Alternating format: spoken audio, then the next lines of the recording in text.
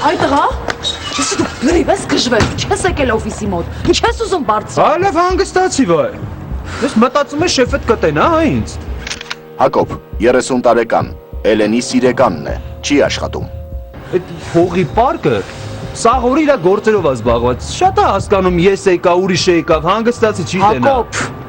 ինքը անգիր գիտի ով ա գալի, ով ա գնում, մանավանդ ինչ սկսել ենք հանդիպել, ինքը ինձ շատ ուշադիր հետևում ա։ Այդ չլի սիրա արվել է։ Չէ, հա էդ էր պակաս։ Այն իրա կնոջը նենց ա սիրում, որ ուղղակի ես իր համար հետաքրքրություն եմ նոր լույս եմ, հետո ինքը հոգսերից կտրվում ա իմ հետ։ Հետ ինչ շատ քիչ է հետաքրքրում Էլեն չո։ Դու ինձ ասա այն փողը բանը ճարել ես, կարում ես վերցնես հրաչից հետ։ Դու լրիվ աննորմալ ես։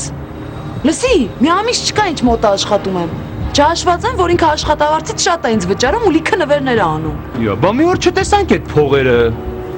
Բայց դու ինչ ուտող ուրացող տղա դուրս եկար։ Բան 50,000-ը մտքովդ չանցավ որտեղից ինձ որ տվեցի մեքենայիդ համար մաս առնես։ Դու լավ 50,000 դրանց համար է ինչ փողը 2 կոպեկ է էլի։ Սխալվում ես սիրելիս, հենց իրանց համար է շատ։ Մարդ ինչքան շատ փող ունի, այդքան դողում է իր փողերի վրա։ Ուղղակի ես իրան այնքան հետաքրքրեցի, որ ինքը ինձ տալիս է հələ որ գումար։ Լավ, չգիտեմ Էլեն չո, բայց մի բան պիտի մտածենք։ Այդ 2 միլիոնը մենք անպայման պիտի ճարենք, որ մեր գործերը առաջ գնա։ Արա գիտես ինչի վրա եմ զարմանում, որ այն շեֆիդ մոտից խիշու դուրս եկար։ Մնայր մի քիչ կթեինք, հիմա գիտես ուր էինք հասել։ Հա, ճաղերի հետևում էինք հասել։ Իսկ ինչ վերաբերվում այս նոր շեֆից, պիտի ավելի լուրջ ինչ որ պատճառ լինի, որ այդ մարդը 2 միլիոնը տա։ Լսի վախկոտ ջան։ Դու մոռանում ես, որ այդ ճաղերը մեր համար չի, հա։ Հələ մտ հիշի ու հաշվի։ Երկուսով քանի օք ենք գցել։ Մի հատ պրոբլեմ, մի հատ թերություն եղել, հա։ Չէ, դե իհարկե, իմ առողջության հաշվին ենք գցել։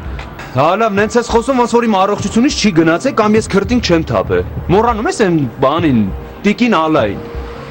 Քանի տարեկան էր, 100 տարեկան էր, քաշներ 1000 կիլո, իմ ջանը քար էր, որ դիմացա դրա զերը։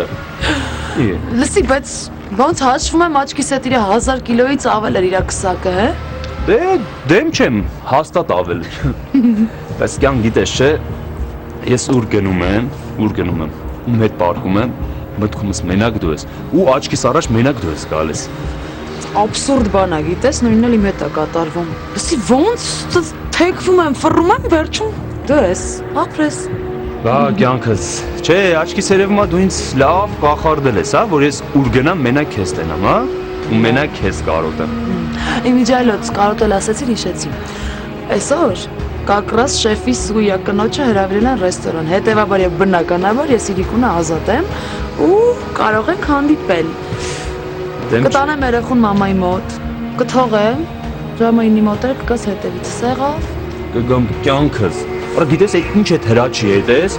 մի շաբաթը ես չեմ կարող քեզ նորմալ տենամ, կարոտես մեռնում եմ արդեն։ Հալավ ես էլ եմ կարոտում, իսկ հիմա քանի շուտ է գնա, թե չէ արդեն բացակայությունս կնկատի, բայ։ Ադի մեծ պաչին օր գնա։ Ախ, գնա ասում եմ։ Փողերը փոքի։ Հակոբը Էլենի վաղեմի սիրեկանն էր։ Արդեն մի քանի տարի էր նրանք առանձին կապվելով հարուստների հետ, միասին վայելում էին նրանց փողերը։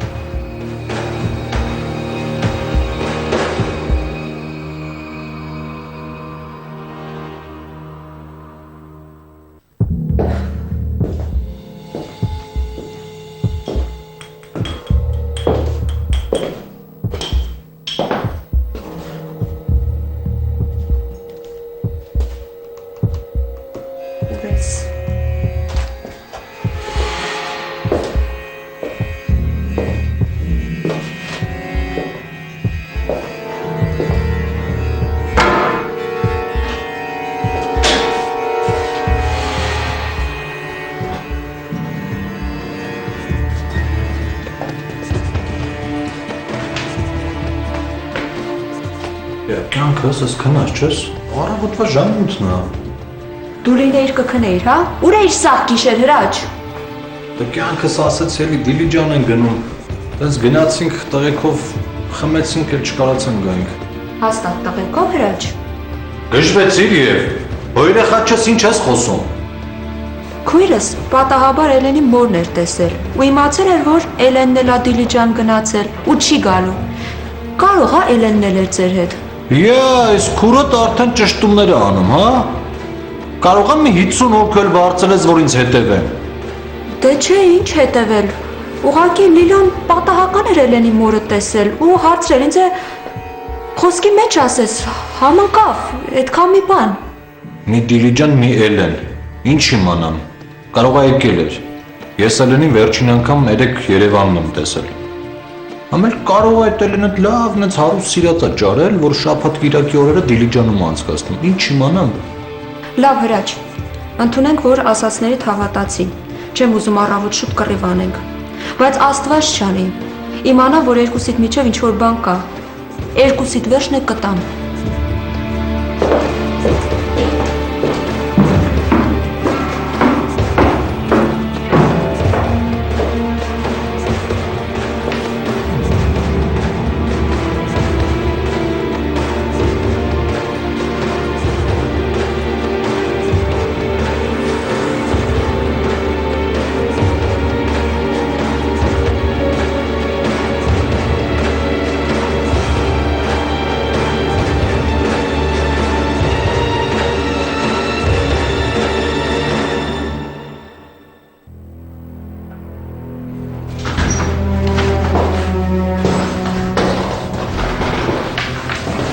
Էլեն ջան,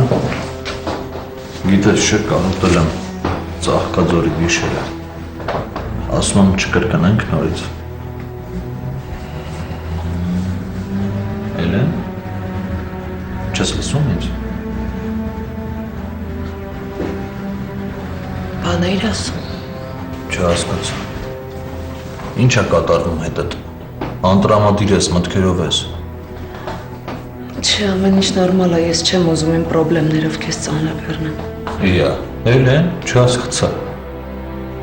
Ինչ պրոբլեմներ, ինչ բան։ Նստի մի հատ։ Նստի ասա տեսնեմ ինչ ա եղել։ Հալեջ, ես գնամ աշխատամ, էլի հետո կխոսենք։ Մի րոպե սպասի, աշխատանքը կսպասի։ Ասում ասա տեսնեմ ինչ ա եղել։ Խոսա։ Հալեջ, երեք մաման վատացել էր։ Մահից փրկեցինք։ Շտապ օգնություն կանչեցինք Տարանի հանդանոց։ Հասկացի ես առանց մամայի չեմ կարող հրաչ։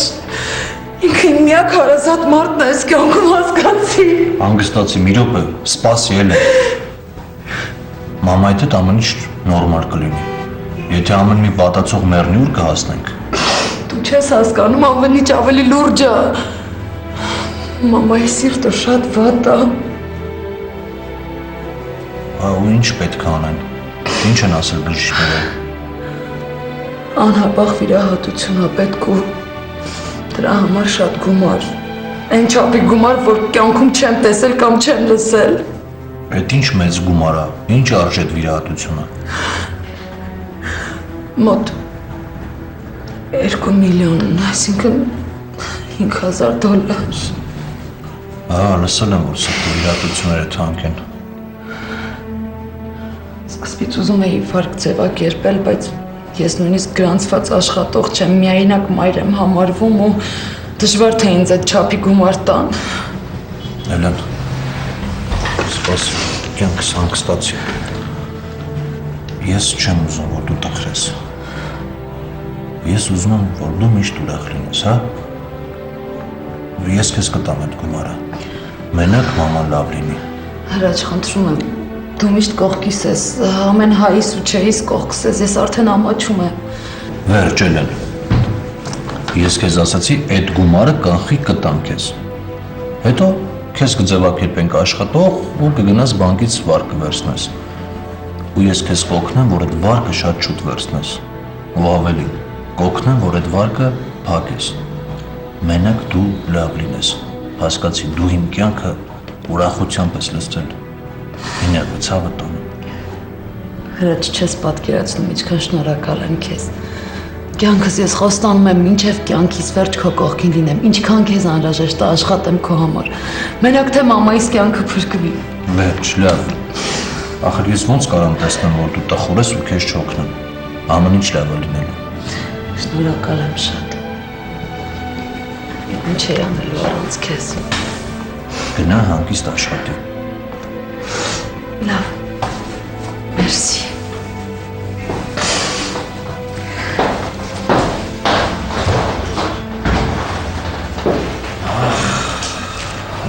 Էլենե։